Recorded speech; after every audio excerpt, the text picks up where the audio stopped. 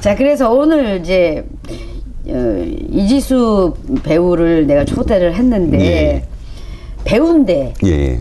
어느 날 연출도 하고 예. 또 어느 날 또 극단 대표로까지 또 등극을 했어요. 예. 그래서 이제 그런 쭉 자기의 사연을 오늘 좀 듣고 싶어서 예. 그래서 불렀습니다. 네. 뭐 아까 영화도 잠깐 얘기를 하셨는데, 뭐, 그 어떤 영화 연기에 대한 얘기할 기회가 있으면 이제 뭐 그때 하고, 제가 확실히 저도 그 대한민국 남자한테 그렇듯이 결혼을 좀 일찍 했었어요. 아, 원래는? 예, 그러다 보니까 이제 생활 때문에 이제 주로 학생들 가르치는 쪽에 이제 전념을 하다가 이제 어느 순간에 과연 내 인생은 뭐냐 하면서 다시 이제 뭐 연극을 하겠다라고 한 게 이제 30대 중반 때부터 이제 하게 됐고, 재밌게 했죠. 재밌게 하면서 연극하는 거에 대한 어떤 감사라던가 또 이제 학교에서 확실히 했던 거하고 그 20대 후반과 30대 초반의 그 공백기에서 느끼는 이제 사회생활을 통해서 그래서 다시 연극 작업을 하면서 이제 사람들 만나고 뭐 연기에 대한 거 뭐 인물에 대한 거 이런 굉장히 이제 즐겁게 하다가 이제 어느 순간에 뭐가 느꼈냐면 이거는 뭐 다른 배우분들은 어떤지 모르겠는데 내 얘기가 아니다라는 느낌을 좀 받은 거예요. 예, 그래서 어렸을 때부터 어떤 내 이야기를 하고 싶다는 욕심은 사실 있었는데 이제 이걸 내가 전문적으로 나는 이쪽으로 하겠다라는 생각은 일절 없었거든요. 그러다가 우연한 기회에 이제 그게 2009년이에요. 2009년에 그 백 페스티벌이라고 좀 이렇게 좀 그러니까 독립연극이라고 그래야 되나? 요즘에는 또 오프 브로드웨이, 아니 오프 대학로 뭐 이런 어떤 연극제가 많으니까. 요즘 많이 생겼지. 예, 그래서 강단 페스티벌. 예, 맞아요. 그래서 그때 개인 자격으로 한번 출품을 했었어요. 용감하네. 그래가지고 그때 기억나는 게 그때 위원장님이 이제 박장렬 대표님이신 거예요. 그래서 저는 극단이 없고 개인 자격으로 출품을 하고 싶은데 되냐라고 이제 전화를 드렸더니 이제 그런 예가 이전에도 있었다. 근데 확실히 개인 자격으로 하다 보니까 이게 그 축제 딱 올라가기 전에 사정이 이래서 저 못합니다. 이런 예가 있었다. 예, 그러다 보니까 좀 확실히 약속을 해달라. 꼭 한다는. 예, 그리고 아무래도 이제 극단하고 좀 공연 기간에 있어서 조금 차이를 두겠다. 그래도 감수하겠느냐라고 해가지고 저는 뭐 무조건 오케이를 했고. 그러면서 이제 아름아름 또 이제 후배들이랑 같이 작업을 할 때 다 똑같은 얘기죠. 형 연출해? 뭐 이런 얘기 했을 때 그냥 내 이야기를 한번 해보고 싶다라는 생각이었고. 그 당시에 그때 이제 했던 게 비정규 식량 분배자라고 하는 작품이었어요. 근데 그게 이제 마침 좋게 평가를 해주셔가지고 농담 반으로 본인이 직접 쓰고. 예. 그래서 농담 반으로 이제는 연출을 하는 거야? 뭐 이런 얘기를 했는데 그때도 전혀 생각이 없었어요. 연출을 꼭 가겠다라는 게 보다 그냥 내 얘기 하고 싶은 뭐 그런 정도. 뭐 해봤자 그냥 정말 한 2, 3년에 한번 내 작품을 하고 싶다 이제 그냥 그런 생각이었지 연출가라고 하는 생각도 일절 없었거든요. 근데 그 다음 기회가 뭐였냐면 작업을 하다가 그때가 이제 아마 국립극단 해체와 맞물리는 지점에서 저는 이제 국립극단 식구는 아니었는데 국립 작업을 했었는데 그때 되는 지점에 있어서 어떻게 보면 좀 현장이라고 하는 걸 약간 거리를 두고 좀 봐야겠다라는 생각에 그때 뮤지컬 작업도 좀 하면서 그러니까 꽤 많이 했던데. 네. 그때 노래를 잘하세요. 아니. 저 때문에 뮤지컬 배우를 하는 연극 배우들 꽤 많습니다. 네. 지수형이 하는데 왜 나라고 못해? 이런. 예. 유승일 배우라고 제가. 그래가지고 그때 뮤지컬도 하고 하면서 이제 대학원 진학을 생각을 하게 된 거예요. 그래서 대학원 진학을 하면서 연기라든가 내 작업을 다시 한번 보게 됐고 대학원에서 만나 이제 극단 엠팩토리 지금 혀루로 바뀌었는데 엠팩토리의 그 대표를 만나서 한민규 작가라는 대표를 만나서 한번 좀 같이 좀 해봅시다라고 하니까 고민 끝에 좋습니다. 예. 그래서 그 극단으로 들어간 거예요. 그 극단에 들어갔죠. 예. 그래서 그때 작업을 하는데 그때 하면서부터 이제 생각이 조금씩 그러니까 저로서는 늘 나는 이게 연출은 내 본업이 아니야 라는 어떤 생각 근데 가장 컸던 건 제 자신이 그렇게 생각하는 건 상관이 없는데 어찌됐든 그 많은 배우와 스태프들은 흔히 말해서 그 연출을 선장이라고 생각을 하고 가는 건데 믿고 따라가야 그러니까 되니까. 근데 선장이 너무 이렇게 그 본인 이게 뭐 겸손의 표현이라고 할지 뭔지 모르겠지만 너무 그런 거는 곤란하겠다. 그리고 그때 같이 한 첫 작품이 이제 잠수괴물이라는 작품이었는데 욕을 꽤 먹었어요. 예, 그래가지고 이렇게 하는 거는 나뿐만 아니라 내 주변 사람들에 대한 책임감이 생겼군요. 그래가지고 좀 이제 그 다음부터는 좀 잘 해보고 싶다, 제대로 해보고 싶다라는 생각으로 이제 사실 지금까지 하게 된 거고요. 그 다음에 그죠? 책임감이 무지 강하네. 그 엠팩토리는 이제 작가가 대표예요. 네, 그러다 보니까 이제 혈우라는 작업을 하면서 이제 우리가 개별 작업을 하자 이제 이렇게 된 셈인 건데 아무래도 제가 나이가 좀 비슷한 또래면 나 좀 다른 작업 좀 하고 싶어 뭐 이러기도 좀 편하게 얘기하고 그 다음에 마찬가지로 작가 입장에서도 좀 다른 연출 하고 싶어 이게 좀 말이 편할 텐데 워낙 이제 연배도 그렇고 학교 대학원에서 만난 사이다 보니까 누가 더 위인데? 제가 훨씬 이제 그 한민기 작가 되게 젊은 작가예요. 30초반이거든요. 그러니까. 그러다 보니까 이거는 서로 어려워지겠다 싶어서 그러면 이제 우리가 협력 관계로 남고 나는 그러면 또 내 개별 작업을 하다가 우리가 또 의기투합이 되면 다시 만나자라고 하는 게 이제 지금까지 오게 된 거예요. 그래서 얼마 전에 그 연극하는 선생님들이 많으면 자네는 배우야 연출이야 뭐야 이렇게 얘기를 하면 저는 뭐 정확하게 얘기하면 저는 연극하는 사람입니다. 그 참 총괄적이다. 맞네. 저는 연극하는 그냥 사람이네. 연극하는 사람으로 스스로 포지션을 연극인이네. 그러니까 그렇게 왔습니다. 괜찮다. 이지수는 연극인이다. 확실하네 이거. 그래서 이제 어쨌든 또 저질러 버렸잖아. 그쵸, 모든 거를 잠깐 이제 소속감도 내려놓고 나 자신에 관련돼서 또 한번 좀 찾아보겠다고 하다가 갑자기 그 프로젝트를 또 하나 만들어다 보니까 연희공방이라고 또 이렇게 또 얼떨결에 뭔가 이렇게 또 이렇게 극단이 돼버렸어요. 그죠? 그게 제가 아까 얘기했던 그 2009년 비정규 식량 분배자를 했을 때 이제 그때는 극단이 아니었으니 프로젝트 그룹 연희공방이다라고 그때 이름 한번 사용을 했던 거거든요.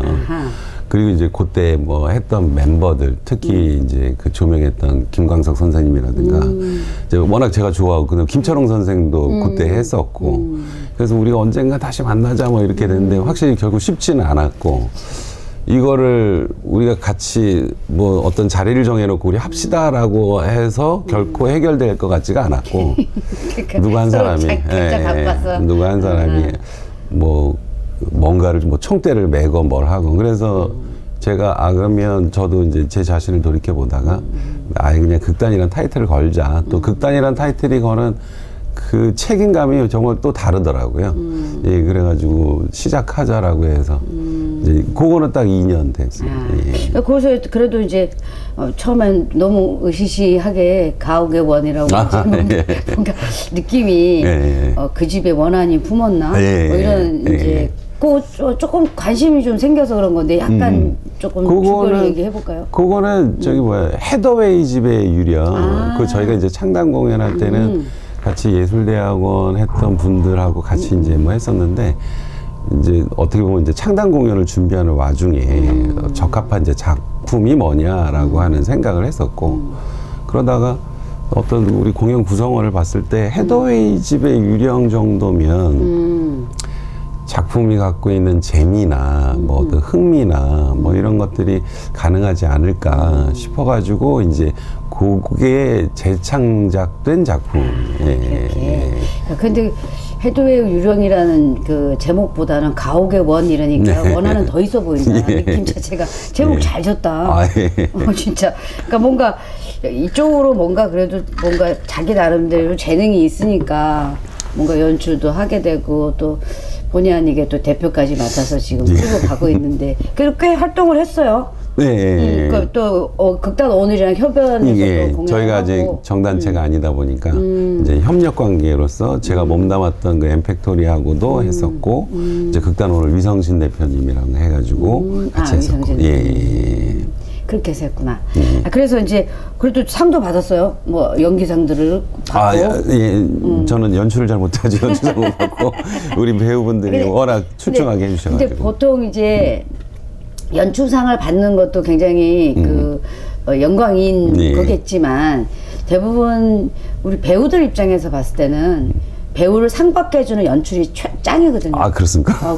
나는 그렇게 생각해요. 왜냐면 연극이 원래 배우 예술이잖아요. 그러니까는 연출이 배우를 빛나게끔 그렇게 몰아서 이렇게 작품을 끌어가 준다라는 그게 대단한 거라고 나는 생각하니까. 그렇게 생각해 주신다면 이 작품에서 배우들이 상 받겠다라는 거는 숨은 공로가 장난 아닌 것이죠. 아유, 감사합니다. 그러니까 자기를 내세우지 않고. 그래서 저는 한 번도 상을 못 받았는데, 예, 저는 한 번도 상을 못 받았다고. 예, 제가 못 받은 연기상을 이제 우리 배우들이 받아서, 저도 우리 배우들한테는 이제 연기에 대한 얘기할 때 이제 깨갱되는 뭐 이런 정도. 아이, 설마 아니에요.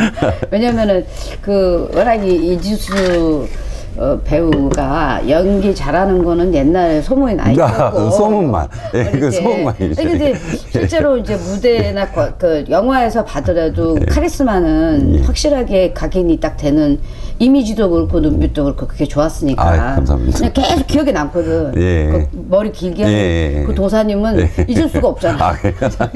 어쨌든 그러면서 저 배우는 진짜 뭔가 돼도 되겠다 이렇게 생각을 하고 있었는데 갑자기 연극으로 돌아와가지고 난 영화 배우로 완전히 승승장구할 줄 알았거든.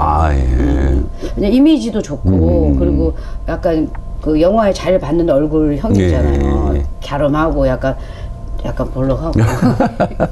그래서 근데 참 안 늙어요. 그래도. 저 어렸을 때부터 좀 늙어 보였다 그래가지고 지금 그대로라고. 그러니까 옛날에 조금 성숙했던 얼굴이 나이 들어도 그대로인 그 상태. 그 좋네. 나이 먹어도 나이 먹어 보이지 않아서. 뭐 그렇다고 하더라고요. 그러니까요. 그대로인데 진짜. 그리고 그대로는 아닙니다. 어떻게 주름이야 좀 있겠지만 이제 우리가 얘기하는 느낌이 그대로라는 얘기를 하는 게 맞겠네. 그래서 우연히 이제 또 지나가다가 대학로에서 만나갖고 사진 한 장 찍었는데 되게 젊어 보이더라고요. 감사합니다.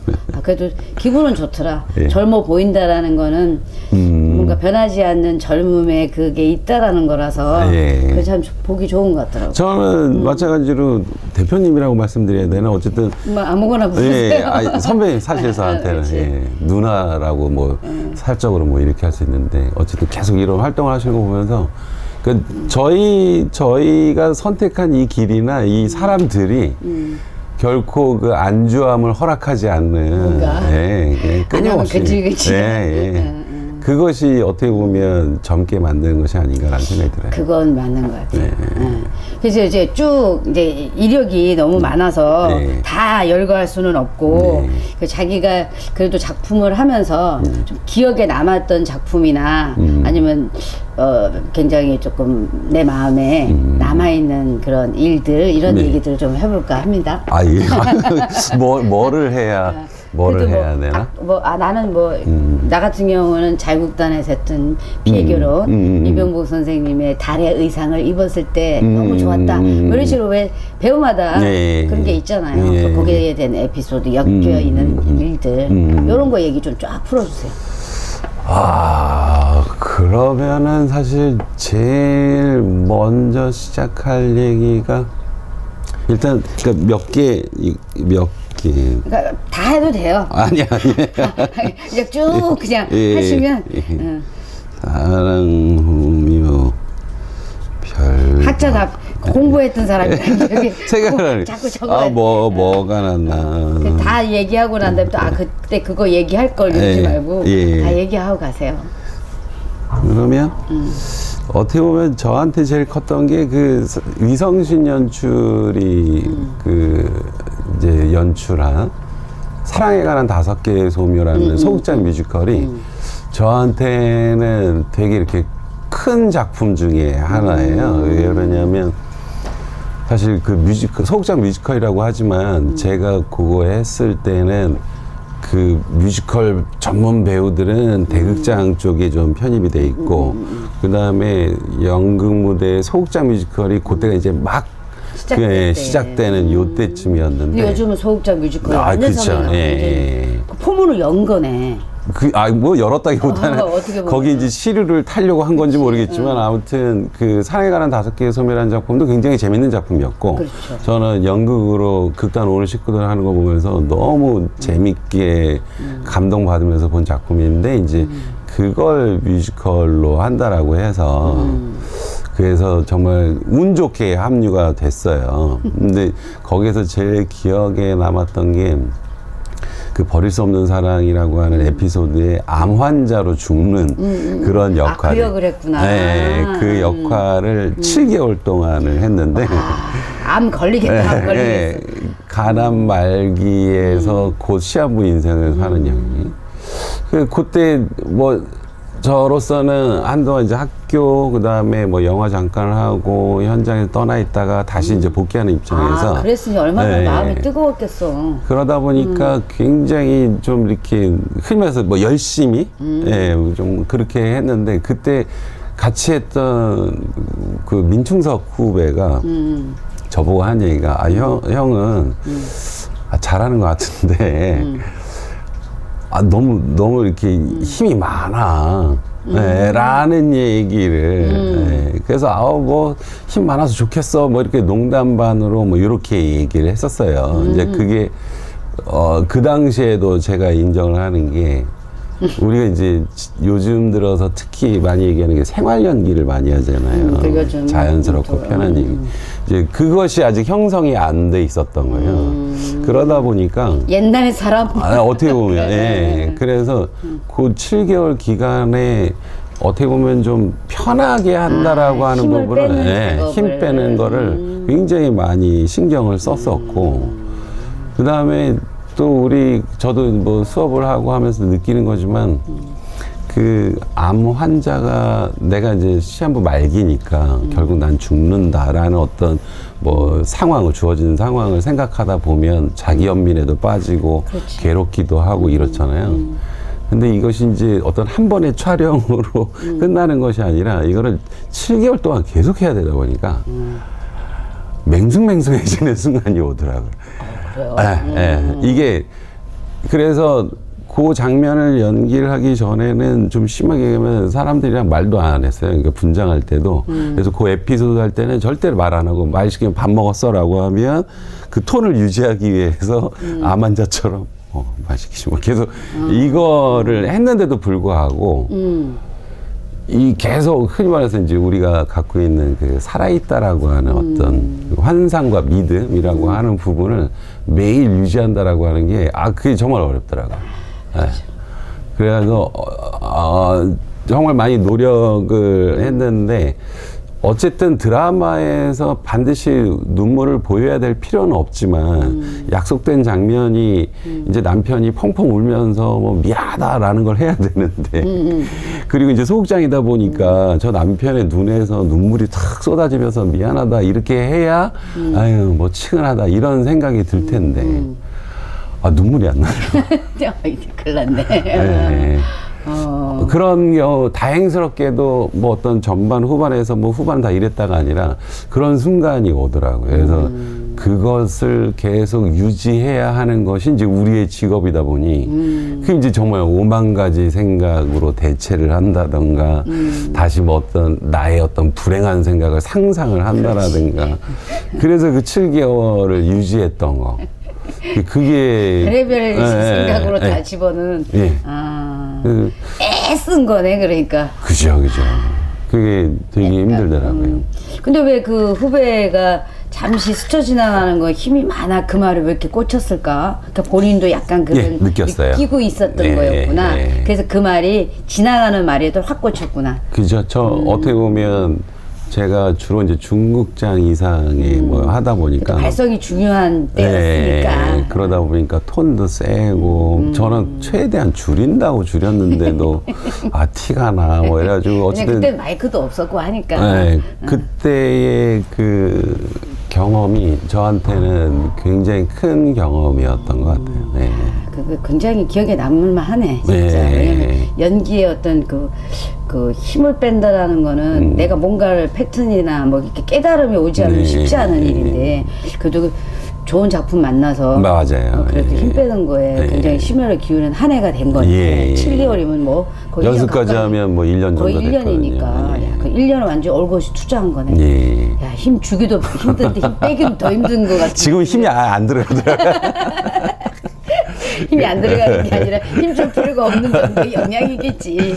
그래가지고 그때 경험이 정말 저한테 좋은 걸음이 됐던 것 같아요. 굉장히 예. 그거는 뭐 연기를 지망하는 뭐 학생들이나 아니면 연기를 하고 있는 사람들한테도 되게 그 교훈이 되겠다. 아, 저렇게 쉬운 게 아니구나. 네. 그 다음에 그때 또 재미있는 에피소드 중에 하나가 7개월을 했잖아요. 진짜 재밌네. 네.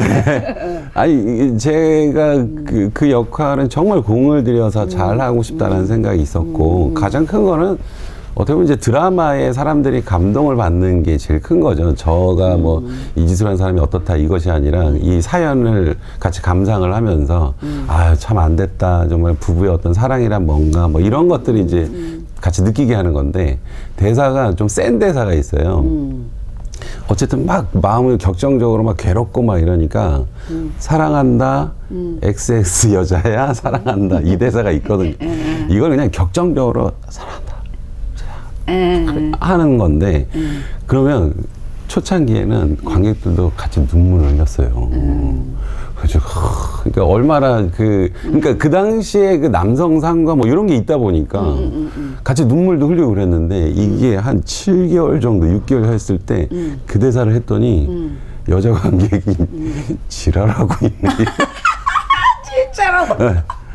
그래가지고 뭐가 이렇게 관객이 이제 결국 어떤 하나의 드라마를 보는 관객이 그 6, 7개월밖에 안 되는데도 불구하고 이게 바뀌는 시기구나라는 거를 그때 정말 느꼈어요. 그러니까 관객 그들의 반응들도 아무래도 시간이 흐르면서 그래서 결국 그 에피소드가 나중에 빠졌어요.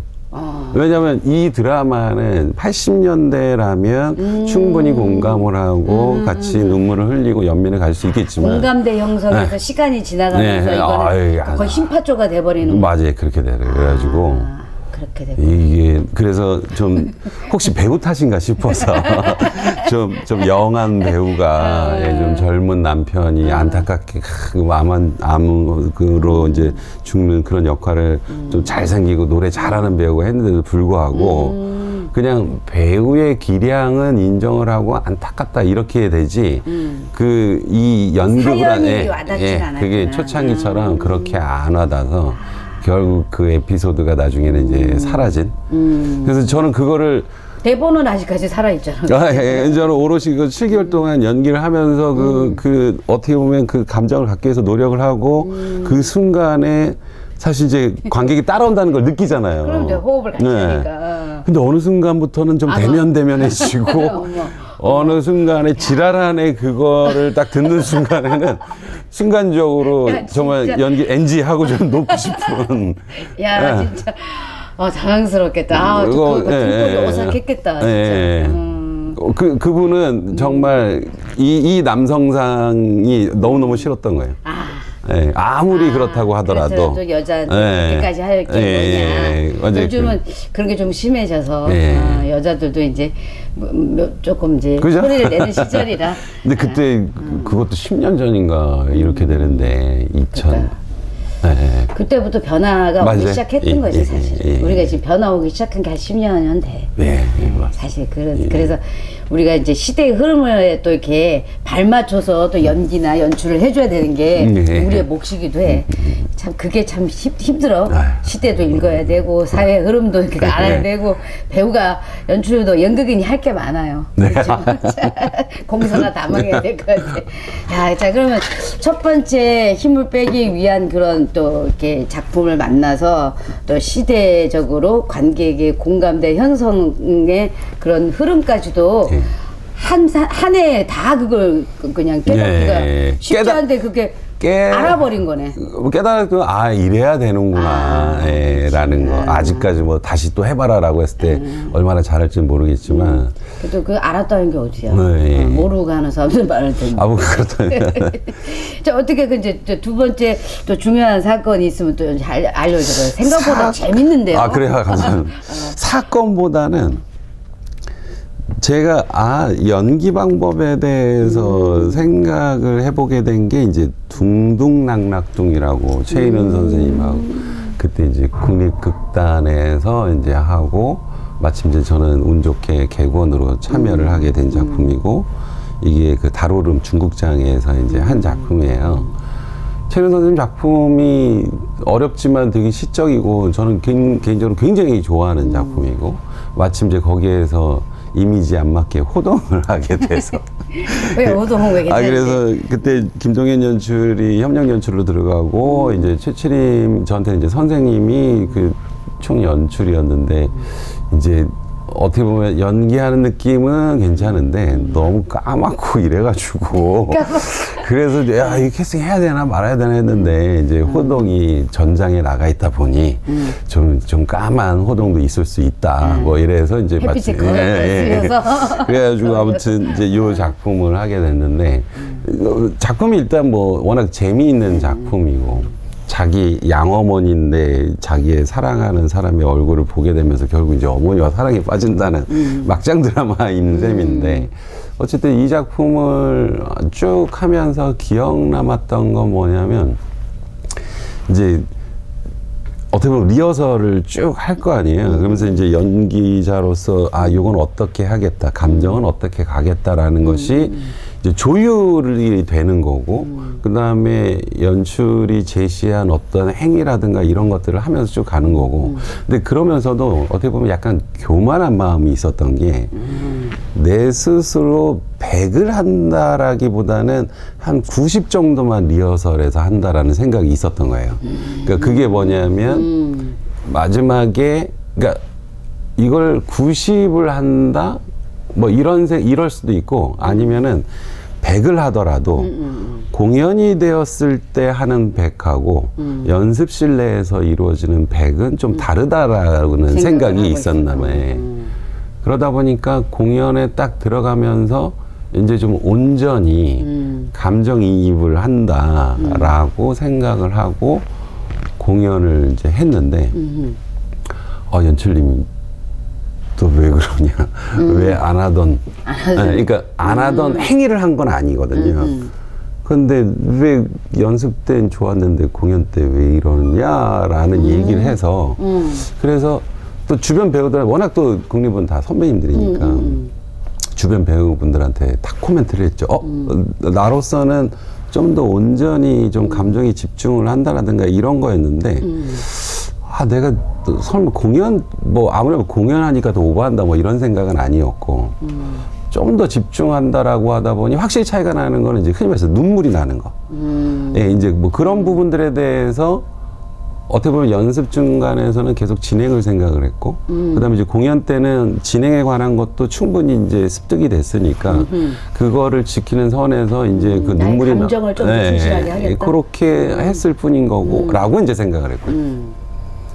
그리고 이제 그거를 혹시 나만의 오판인가 싶어가지고 배우분들한테도 얘기를 했는데 같이 확실히 무대에 선 배우들은 아니 그냥 뭐 어쨌든 좀 더 뭐 감정에 집중한 느낌? 뭐 별로 잘 모르겠는데 뭐 누구는 좋았는데 뭐 이런 반응이었는데 이제 연출 그때 이제 제가 그 최진선한테 뭐가 어떠냐고 얘기하기가 좀 이제 어리니까 그래서 김동현 연출한테 이제 물어봤을 때 김동현 연출도 뭐 그렇게 뉘앙스가 확실히 뭐가 좀 달라졌다라고는 얘기를 했었고요. 근데 그것이 결과적으로 어떤 그 연출이 생각하는 선을 해친 건가? 라는 판단에 의구심이 있었죠. 그 공연이 끝날 때까지. 왜냐면 연출이 이끄는 대로 뭔가 흐름이 가야 되는데 뭔가 좀 약간 삐끗한 느낌이 들었어요. 그러니까 그거를 어떻게 보면 무대 위에 서 있는 배우들 입장에서는 그 그림을 정확히 볼 수가 없는 그치, 편인 안에 거고. 들어가 있으니까. 그다음에 협력 연출 입장에서도 어떻게 보면 그 연출이 가지고 있는 생각, 그 머릿속에 있는 게 아니다 보니까. 근데 그거를 어쨌든 연출을 통해서든 또 관객의 반응을 통해서든 뭐가 이렇게 감지가 된 거죠. 그러면서 다시 한번 제 방법에 대해 생각을 해봤어요. 그래서 우리가 수업에 대해서 가끔 연기 수업 얘기할 때 저도 그런 얘기를 하거든요. 배우는 열심히 했는데 연출한테 욕먹는 경우가 있고, 배우는 정말 하란 대로 했는데, 그냥 어떻게 보면 꼭두각시처럼 했는데, 너무 좋다라고 하는 경우가 있잖아요. 그리고 저한테 이제 아주 가까운 관객이 이제 제 지인이 있는데, 저의 그동안의 작품을 이제 쭉 다 봤을 때, 그 지인이, 당신 정말 연기 잘했어. 라고 한 작품을 이렇게 꼽아보니까, 공교롭게도, 제가 이렇게 어떤 그 프로덕션에 온전히 막 이렇게 했다기보다는 되게 조심스럽게, 여기는 선배님이 많으니까 흔히 말해서 좀 내고집하지 말고 뭐 이래야 돼. 그 다음에 요거는 좀 작품 스타일 자체가 좀 이렇게 되니까 나의 뭔가를 다 쏟지 말고 오히려 좀 이렇게 그런 그런 식으로.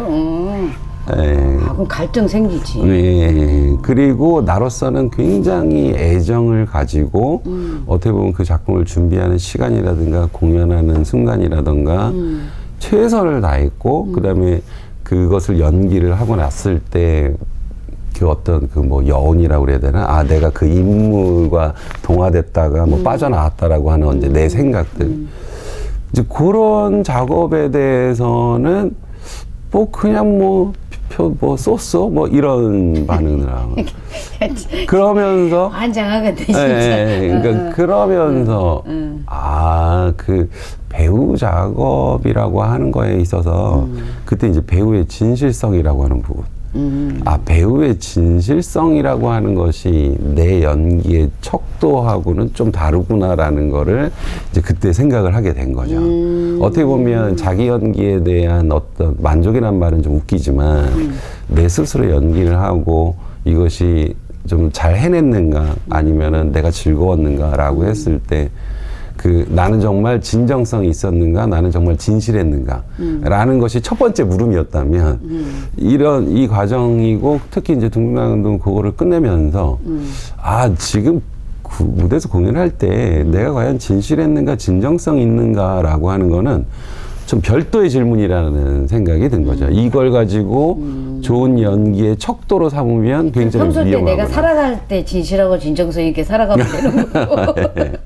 그래가지고 그때 판단을 하고 그때가 이제 마침 국립극단이 재단 범위로 바뀌는 그 와중 그러면서 제가 어떤 연극 작업에 대해서 다시 돌이켜보는 거, 뮤지컬로 빠지게 되고, 이제 대학원을 진학을 하게 된 게 다 요 시점이에요. 그러면서 이제 대학원에서 다시 한번 보고 나니까 가장 깜짝 놀랐던 게 그 주어진 상황이라고 한 스타니슬라브스키가 얘기한 거예요.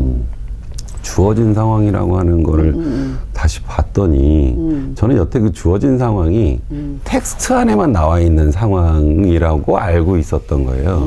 그러니까 그냥 뭐 어떤 역사극을 하건 둥둥나둥을 하게 되면 이 사람은 뭐 왕자고 이 사람은 어떻고 뭐 고구려 왕복 어떻고 나이는 몇이고 감정적으로 이렇고 그것이 이제 배우가 해야 되는 어떤 조건이라고 생각을 했는데 거기에 떡하니 공연장의 조건과 연출가의 해석을 써놨더라고요.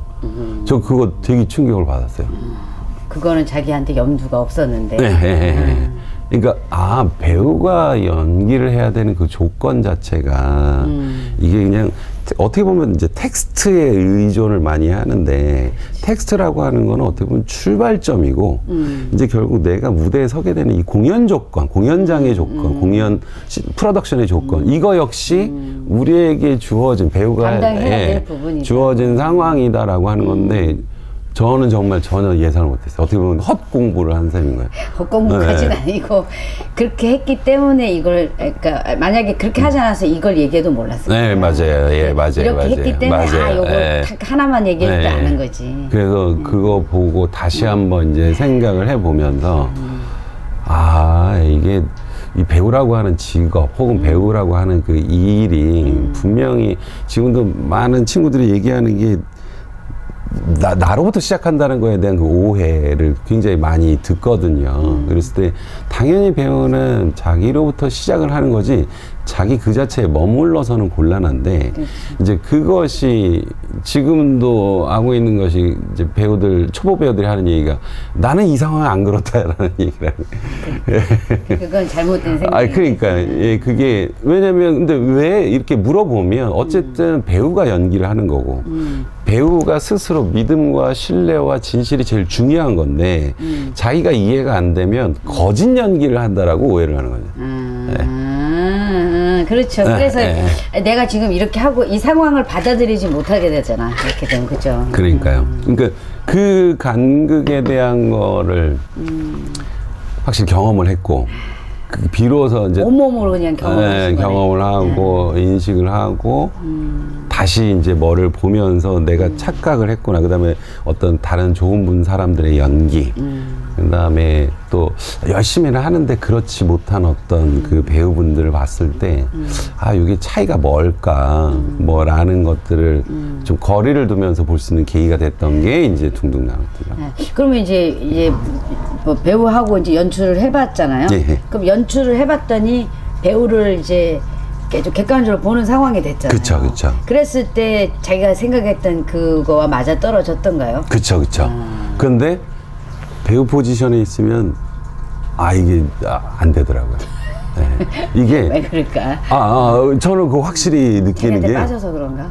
아니요, 확실히 느끼는 게 저 그래서 연출을 할 때 그러니까 저 입장에서 제가 뭐 대단한 연출을 아니 저 입장에서는 동선이라든가 뭐 이런 부분들을 할 때 꼭 이렇게 넌지시 무대 위로 그러니까 연습실 그 무대 그 공간 안으로 들어가 보면 제가 이렇게 앞에서 보는 거리감하고 이렇게 무대에 섰던 거리감이 다르더라고요. 그렇죠.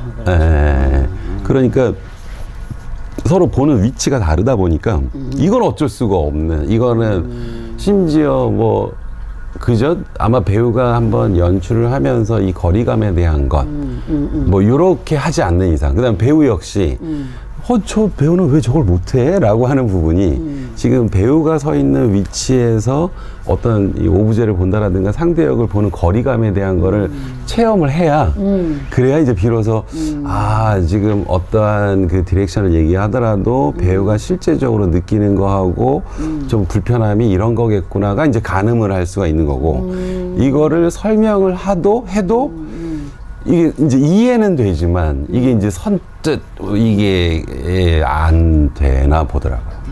그래서 쉬운 건 다죠. 그래서 쉽지 않으니까 다들 이렇게 그걸 한번 해보려고 다들 애를 쓰고 있는 거겠죠.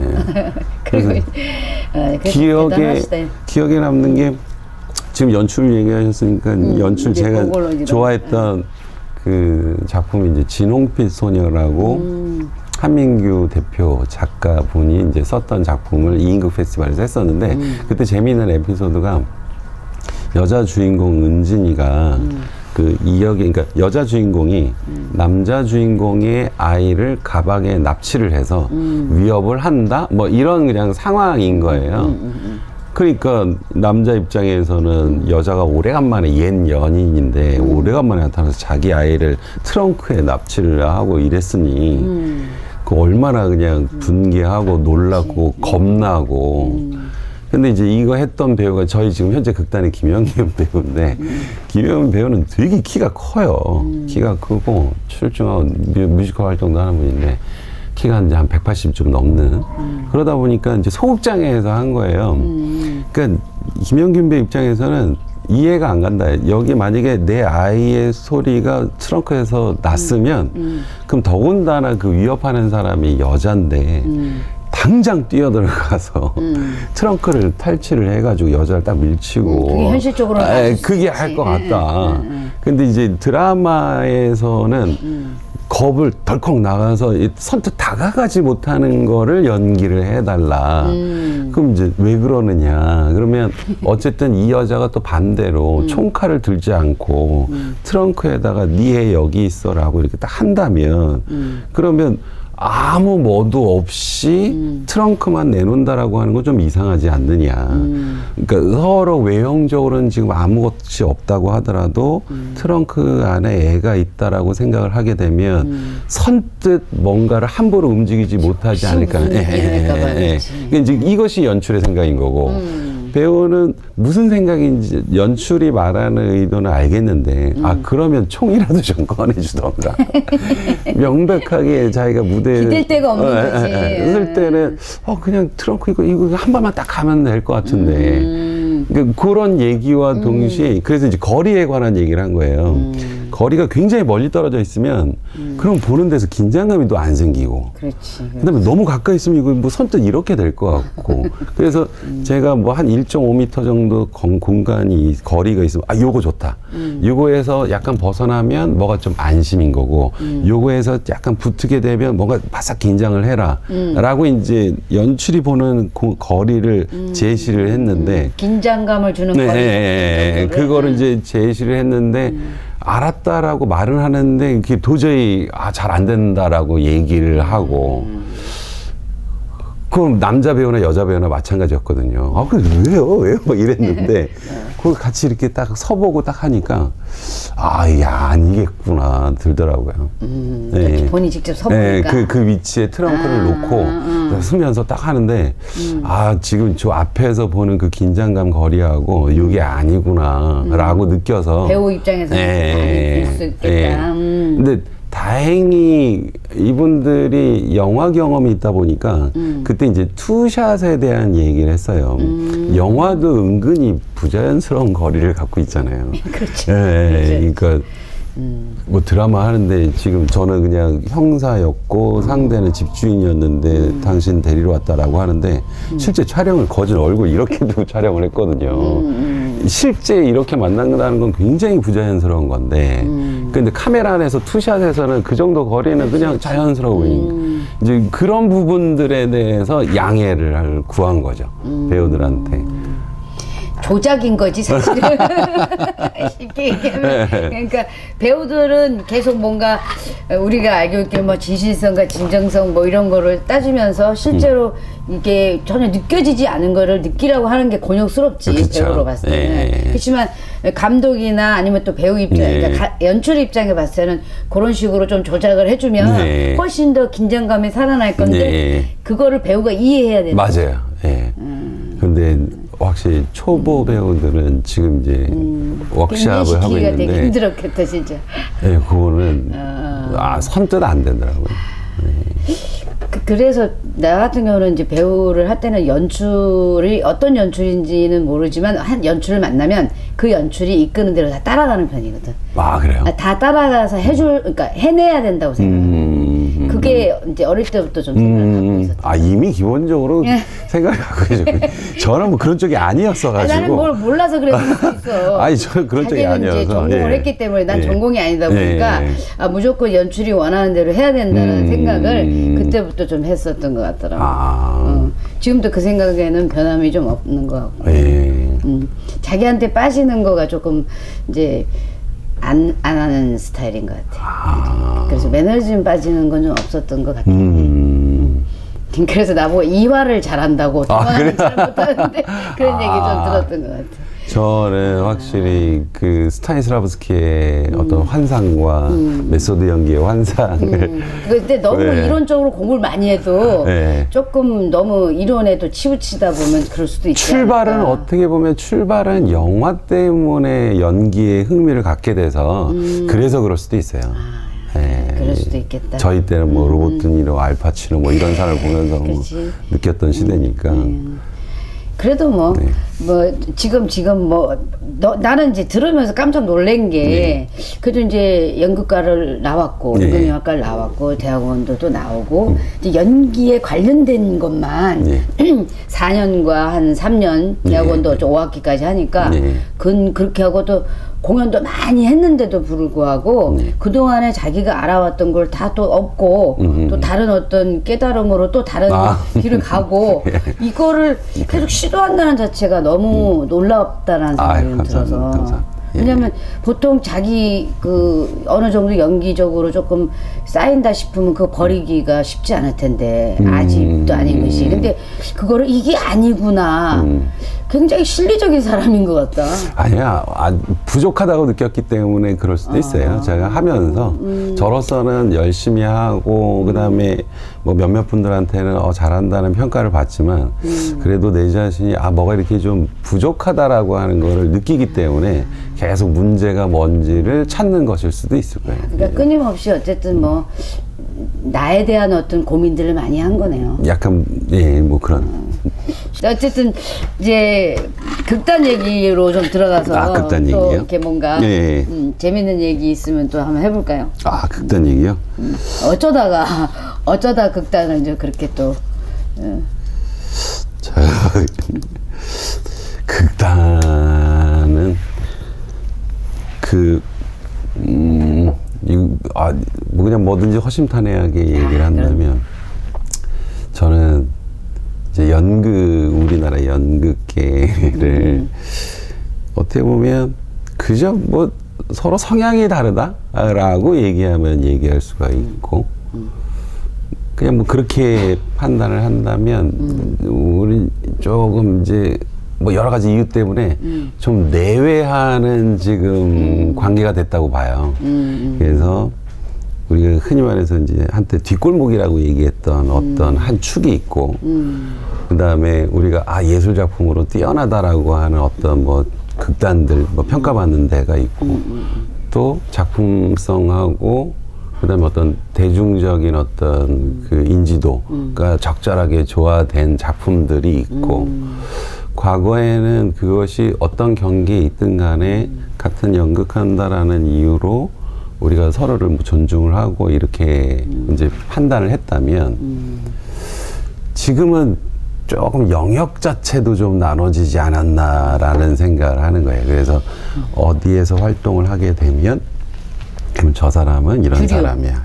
어디에서 활동을 하게 되면 어떤 사람이야. 그다음에 또 이제 상업적인 어떤 작품을 한다. 뭐 이런 어떤 뭐 되게 조심스러운 얘기지만 그래서 제 주변에 굉장히 좋아하는 지인 연출가들이 이제 많이 있는데 이제 뭐 얘기 나오다 보면 그러니까 잘한다라는 것 플러스 따라가는 게 상업적이다라는 것이 꼬리표처럼 이제 따라가더라고요. 영화화 되는 거네.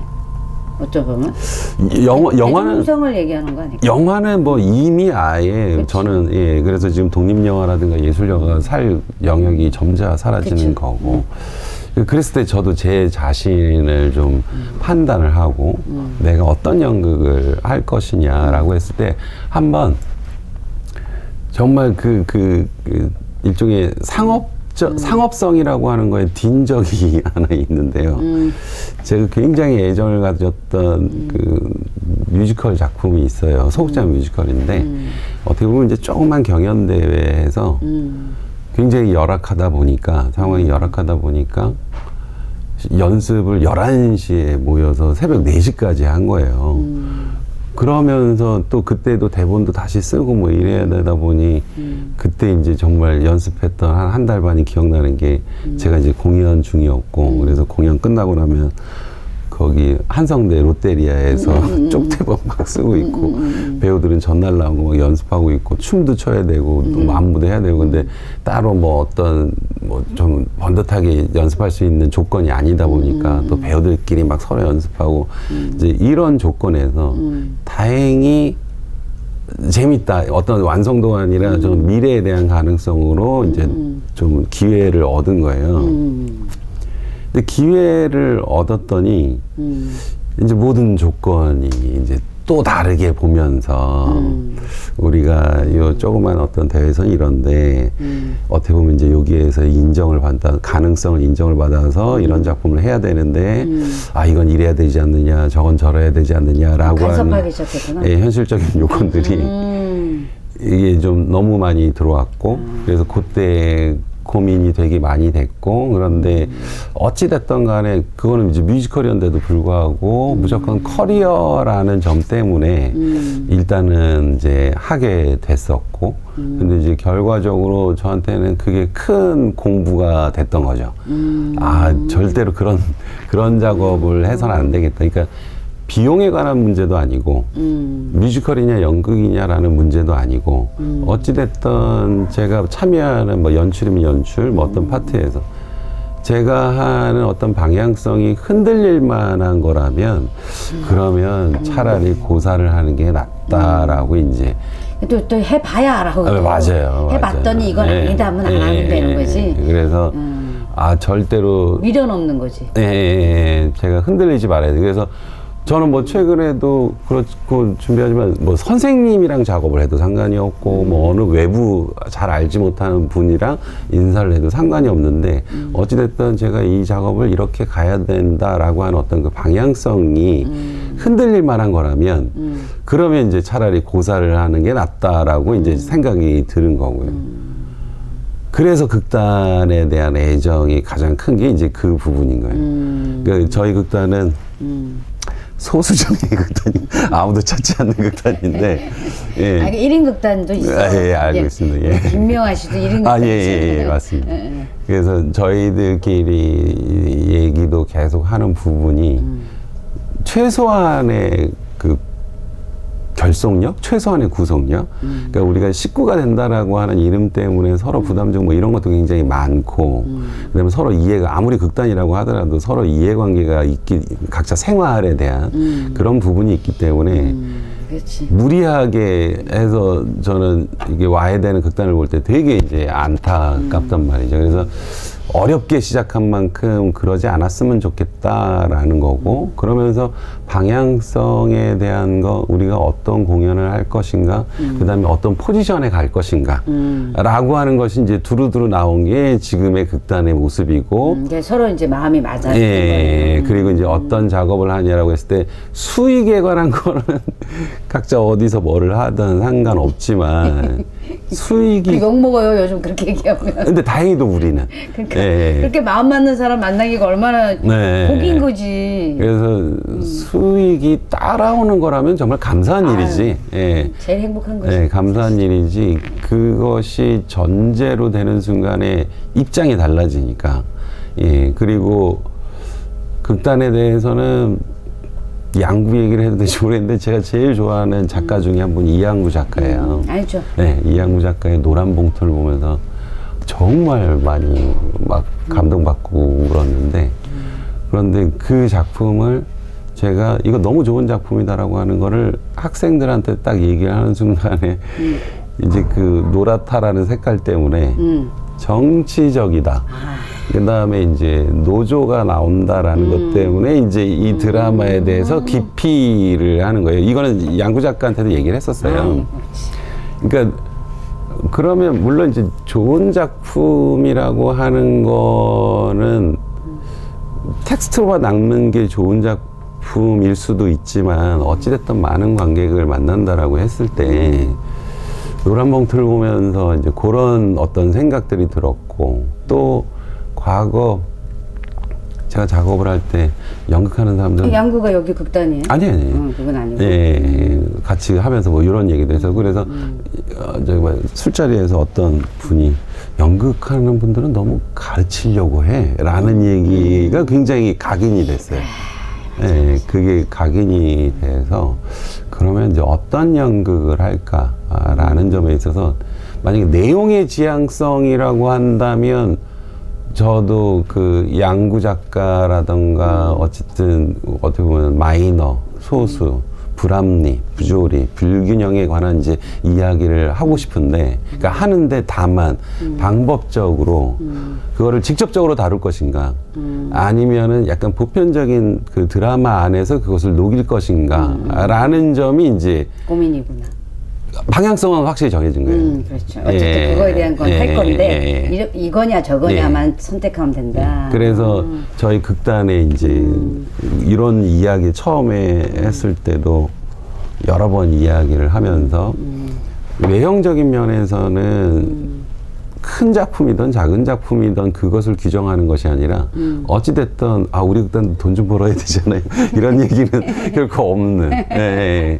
그러니까 그런 것 때문에 신경 쓰는 시간에 작품에 좀 더 신경 쓰고 싶은 그런 마음들이 크다. 그래서 그거 하나, 그다음에 내용에 대한 추구 같은 경우는 결국 우리 사회의 그 불균형에 대해서 이야기하는. 그래서 가옥의 원도 제가 계속 하고자 하는 레파토리인데 헤더웨이 집의 유령 같은 경우는 그냥 어떤 한 집에 얽혀 있는 이제 사연인 거잖아요. 근데 이거를 가옥의 원으로 이제 뭐 각색이 되고 뭐 재창작되면서 하고 싶었던 얘기는 과연 우리 시대에서 집은 이제 어떤 존재냐라는 거거든요. 그러니까 귀신이 나온다, 뭐가 나온다 이 측면이 아니라 우리는 지금 이제 집을 정말 홈으로 보고 있느냐 아니면 재산으로 보고 있느냐. 그래서 결국 우리가 어떤 서로의 이기라든가 혐오 이면에는 이미 그 뭐라 그럴까요? 재산화하고 사물화하고 뭐든지 그런 어떤 그 자본주의 시대에 살고 있지 않는가. 그래서 제 이야기, 우리 극단의 모든 이야기는 이제 다 거기에 바탕을 두는. 예. 그래서 페이스북에 글을 올린 거 봐도 되게 좀 강해. 네. 신랄하게 비판하고. 근데 이제 어쨌든 그 가옥의 원이라는 작품을 올렸는데 고개 조금 걸려서 누가 이제 그 선배가 누군지 모르겠지만 와서 이렇게 조금 불쾌했었던 얘기를 좀 써놓은 게 있어갖고 잤나? 그거 보면서 잤는가 아니면 뭐 비판을 했는지 모르겠는데 곳에 잊어버린 건 아니겠지. 그거 궁금해서 물어보고 싶대. 뭐 때문에 그렇게 화가 났는지. 그 이후에 그거요. 그거 얘기해도 되나요? 근데 그래도 왜냐면 이제 앞으로 누가 뭐라 하더라도 그런 거 상관없이 내 방향성대로 연극을 하겠다라는 마음을 먹은 사람이니까 그걸 좀 인정해줬으면 해서. 그래서 그런 분들도 조금 이지수의 이렇게 연극의 방향성에 대해서 좀 인정을 하고. 확실히 지금은 세상이 좀 달라졌잖아요. 그래서 과거에 우리가 선생님을 봤던 어떤 그 느낌들, 선배를 봤던 거. 그러다 보니까 어느 순간에 저도 선배더라고요. 그리고 선생님이라는 얘기를 들었을 때 그 당혹스러움. 그러니까 그 사랑소녀 하면서 막 같이 어울릴 때는 같이 술 먹자 뭐 혹은 같이 얘기 좀 하자라고 하는 것이 굉장히 자연스러웠다가 이게 어느 순간에 우리 같이 얘기 좀 하자 뭐 같이 우리 술 한잔 하면서 얘기하자라고 하는 게 이게 되게 불편한 나이가 됐다라고 하는 거를 힘들어 어려워해. 그죠? 네. 근데 확실히 연출되니까 같이 안 앉으려고 하더라고요. 아이고. 예. 본의 아니게 꼰대 되는 것도 아니고 기분 좀 씁쓸하지. 근데 뭐 제가 배우였을 때를 돌이켜보면 그럴 수 있겠구나 싶어서 하는데, 그러니까 그게 이제 되게 어려운 지점인 거죠.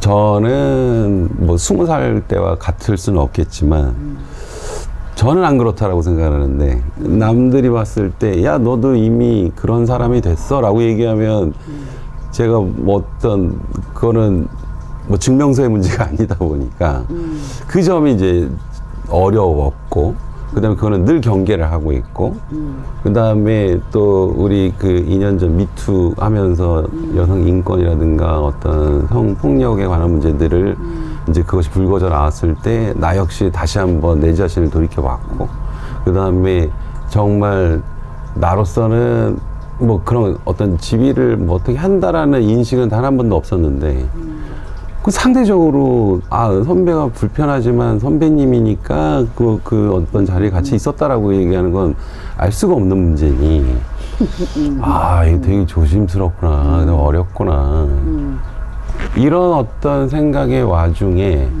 이제 그 어떤 작은 경연대회를 맞닥뜨린 거죠. 그리고 그 경연대회에서 심사하시는 분이 이제 그 심사하시는 분이 심사 방법이 좀 유별났던 거고, 근데 거기에 대해서 이제 그 경연대회 초반에도 그렇다면 이제 이거는 정식 공연이 아니니까 이거를 그럼 어떤 식으로 하느냐? 예, 어떤 식으로 하느냐라고 했을 때 요즘 트렌드가 낭독 공연이라고 해서 가만히 앉아서 테이블 리딩만 하는 게 아니니 예, 또 좀 자유롭게 그다음에 이거는 저도 낭독 공연이라든가 시범 공연을 이제 몇 번 했을 때 그 어떤 기획의 의도가 뭐라고 한들 심사위원분들의 솔직히 성향이라고 하는 거에 따라서 또 크게 좌우가 되더라고요.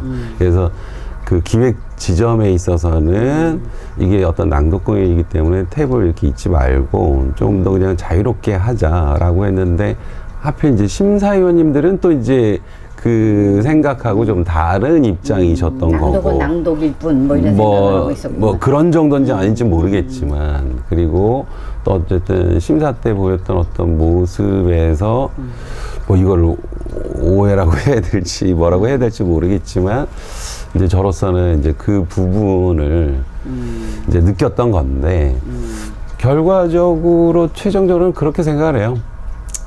내가 아직 그 작품을 좀 야무지게 만들지 못했기 때문이지, 이 어떤 개인적으로 뭐 관계는 상관이 없는데, 어떤 상대를 뭐 적대시할 만한 것이었는가라고 싶었을 때는 일단은 제가 좀 야무지게 뭔가를 만들어내지 못했다, 예, 라고 생각을 하는 것이 그거 아니야. 그러니까 자기 생각으로 뭔가를 출품을 했으면 그냥 그걸 밀고 가는 거지. 그 사람들이 늘 이렇게 우리가 지금 경험하고 있는 것들이 남의 탓하느니 내 탓으로 끝내는 상황들을 많이 하는데, 네. 사실은 뭐 물론 나 자신부터 탓하는 것도 중요하지만 그게 그쪽이 잘못한 건 분명히 잘못한 건 잘못한 거더라고. 내가 살아보니까 아닌 건 아니더라고. 근데 항상 좋은 게 좋은 거다. 네. 그리고 그냥 그냥 내 탓으로 돌리지라고 하는 게 오히려 그런 사람들이 더 잘해하고 있지 않나라는 생각은 들어, 솔직히. 그래서 오히려 그쪽이 잘못된 거라고 뭐 후배였든지 주위에서도 얘기할 수 있는 사람들이 많이 나와야 된다고 나는 생각하지. 그게 제가 관여가 되지 않는 상황에, 왜냐면 이제 직접적으로 이해관계 당사자다 보니 예, 외부에서 평가하는 게 이럴 거고, 만약에 저하고 약간 거리를 둔 상황에서 그런 일이 생긴다면, 근데 항상 그러면 그 좀 당사자끼리 분명하게. 문제가 문제가 생기지 거리 둘 때는 문제 안 생겨. 솔직히 니 알고 나 알고 둘만 알고 있는 경우가 더 많잖아요. 그쵸. 그래서 그거는 그들의 나의 양심 문제인 건데, 근데 내가 부족하다는 생각은 하지 마라. 예, 이런 알겠습니다. 얘기죠. 알겠습니다. 왜냐하면 더 이상 어떻게 최선을 다하시나. 내가 봤을 때는 너무 열심히 살아왔고, 그리고 이제 내가 이제 오늘 이지수 배우를 만나면서 참 이 배우가 참 멋있고 괜찮은 배우다라는 게 느낀 게, 그동안 이거다라고 믿고 왔던 거를 이거 아니네 하고 버리고 또 이건가 이거 쉽지 않은 거거든요. 줏대가 없는 게 아닐까요? 아니요, 줏대가 없는 게 아니라 예. 그만큼 이제 그러니까 소모가 될 만큼 내가 거기에 매진을 했다는 얘기일 수도 있어요. 그러니까는 미련 없이 버릴 수. 우리가 왜 마음껏 하고 보면 실컷 먹으면 다시는 안 먹고 싶잖아. 그런 느낌이 들더라는 거지. 그 점에 있어서는 참 이게 쉽지 않은 건데 그렇게 인정하고 딱 그렇게 또 뭔가 새로운 거를 추구하면서 또 연기적으로 받아들이는 자세가 되어 있다라는 게 예. 야, 보통 사람은 아닌 거지. 이거라도 있어야지, 이거라도 있어야죠. 그러니까는 이제 그 극단에 모여 있는 그 사람들, 그 극단에 연희 공방, 이름이 연희 공방으로 이제 끝난 거예요. 이제 다시 지을 생각은 없고. 어쨌든 뭔가 만드는.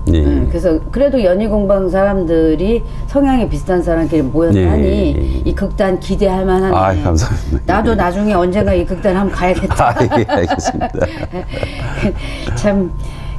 오늘 그래서 너무 재밌는 얘기를 아니에요. 많이 이지수 배우를 좀 더 알게 돼서 나도 너무 좋고, 이제 그래서 앞으로 이제 행보에 대해서 좀 얘기를 해주고, 그리고 또 한 10년이 지난 다음에 이지수가 이지수를 바라봤을 때 무슨 얘기를 할지 그 얘기를 마무리로 좀 정리를 해볼까 합니다.